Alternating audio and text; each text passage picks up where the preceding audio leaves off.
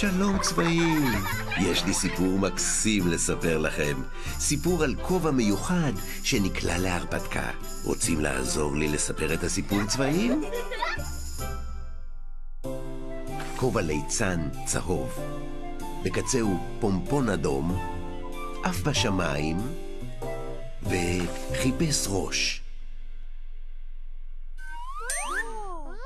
ראה כובע מלך מטייל בארמונו. סליחה, אני מחפש ראש שירצה אותי לחבוש. אולי תסכים לנסות? הוריד המלך את הכתר ופינה את ראשו לכובע הליצן. הביט המלך בראי. לא כל כך מתאים. אני מלך רציני ולא ליצן. המשיך הכובע והגיע אל המטבח. שלום טבח, האם תרצה לנסות כובע חדש?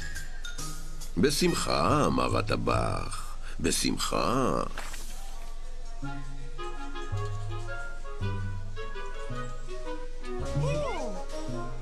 אבל כשהביט הטבח בעצמו, אמר, לא, אני טבח, לא ליצן. הכובע אינו הולם אותי.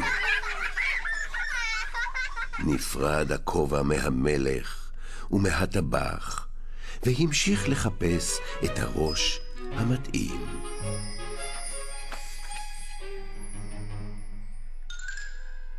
והנה, מולו ניצב שוטר תנועה.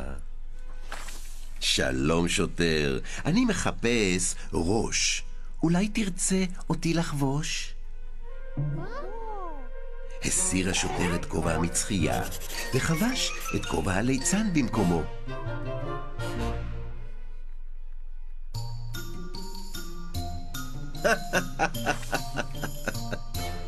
זו ממש בדיחה.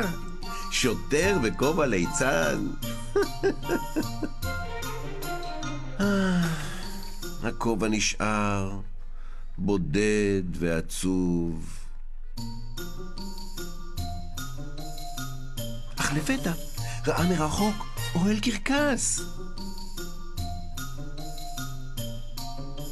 הכובע מיהר ואליו נכנס. היה שם ליצן שהקפיץ כדורים, הפריח בלונים והצחיק ילדים.